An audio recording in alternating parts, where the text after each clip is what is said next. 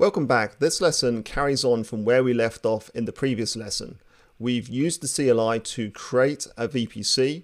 We've created a couple of subnets, an internet gateway, and we've attached that internet gateway to a subnet which is now configured as a public subnet.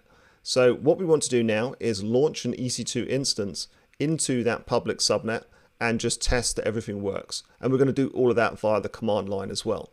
So we're back in this file here that has all the commands, and about halfway down we've got this section here, launch instance into subnet for testing. So the first thing we're going to do is create a key pair and output it to a PEM file.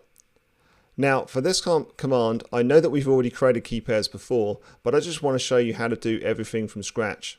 Now it's going to output the file to this location. So in this case, it's my working directory /mykeypair.pem.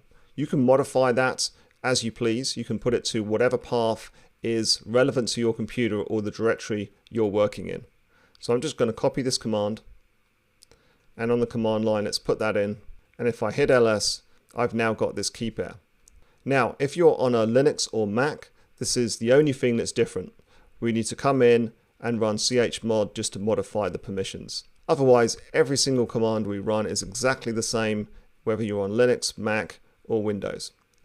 So the next one we want to do is create a security group. Now we need to modify the VPC ID. So let's go back up our file, and we should have saved that information. Let's just have a look at the last time we used it. Here's our VPC ID. So I'm going to copy that, come back down, paste it in here, and then let's create that security group. So we created a security group, but it doesn't have any rules. So if we head over to the console, what we'll find is if we go to security groups, we just created this one called SSH access. And if you go in there, there's no inbound rules. So now let's create a rule. Now we do need the security group ID. I didn't copy it from the output, but I've got it open here. So let's just copy the security group ID, come back, it gets pasted in here. And as you can see, what it's going to do is it's going to authorize an ingress rule to this security group using the TCP protocol port 22 from any address. So the IP any notation there. So let's come in and put that in and hit enter. And I think that's been successful. So let's come back and we can just refresh our security group here. And now we've got that rule. So we're pretty much set up now, and what we want to do is actually run a command to launch an instance. Now, the first thing you're going to need is the AMI ID. Now, these are specific to a region. The easiest thing to do is come back to EC2, go to Instances, Launch, and then just copy the AMI ID for the Linux 2 AMI. So this is the ID here, so you just copy that to your clipboard and paste that back in. And we're just going to run one instance. It's going to be a T2 micro. The key pair name here is the one that we used earlier. So make sure that's correct. We need our security group ID. So let's go back and get the security group ID here. And then we need the subnet ID for our public subnet. Now you could run the command we did earlier on, or just head back up. We should have that recorded. So yeah, this is the subnet ID that we associated with the route table that we're using for the public subnet. So that's the one we need. Let's paste that one in, copy this whole command, come back, and that should launch an instance for us. So there we go. It looks like it's worked, and we get a bit of an output here. So we can see various information, including the private IP address.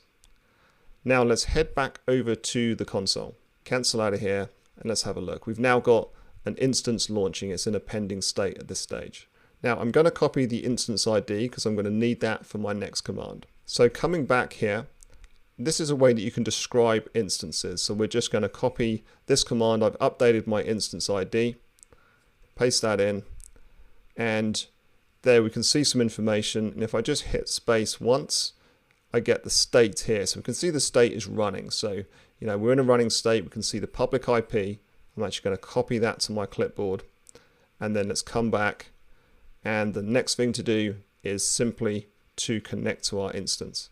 So obviously we need to make sure that it is launched properly. It's running, and hopefully that means it's ready to take a connection.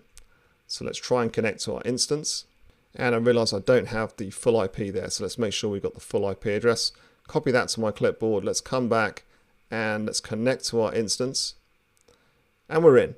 So that's great. I mean, this proves already that we have our internet gateway working successfully because we've been able to connect to the instance, and the inbound connectivity does go via the internet gateway to the public subnets. We've got the public IP configured.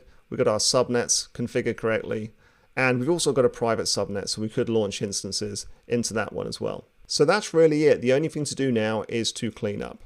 Now I'm going to exit out of this instance, come back to my command line, and if we head back here, we've now got a series of commands. So what I suggest you do is just go through and update all of the relevant IDs in here. So we need to update the instance IDs, the security group ID, subnet IDs, route table IDs, all of this. Update it here. You've got all that content up here. You can easily go back to the console if you prefer. And then once you've got those updated, we'll run them and make sure that we terminate our instance and delete all the configuration that we created. Okay, so I've updated my values. I'm going to copy this command to my clipboard, come back, and that's terminated our instance. So if you go back into the EC2 console and hit refresh, you should find that this is now shutting down. We're now going to delete the security group. Now for this one, it's probably not going to work yet because the instance is actually a dependency at this stage. So if you hit it, you'll probably get this entry here that says there's a dependent object. What we need to do is just wait for the instance to be fully terminated. There we go, I refreshed and that's been terminated, so let's try again. This time it works. And then come back and we're just going to copy each of these. We're going to delete our subnet. That's done. Delete the second subnet. That's been successful as well. Then the route table, and it's important that you follow this order. So we've now deleted our route table.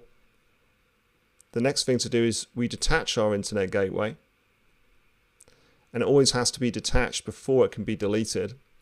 That's very quick, it's been detached, and then come back and delete the internet gateway. Lastly, we delete the VPC. There we go, that's been successful.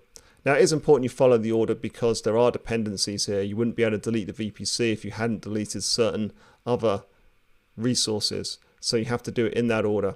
So now what we should find is if we come back and go back to the VPC management console, we've only got one VPC left. The subnets have gone, the extra two that we created, the route table's gone, and we now only have one internet gateway. So that's it, we're all cleaned up. Hope that was useful to you, and I'll see you in the next lesson.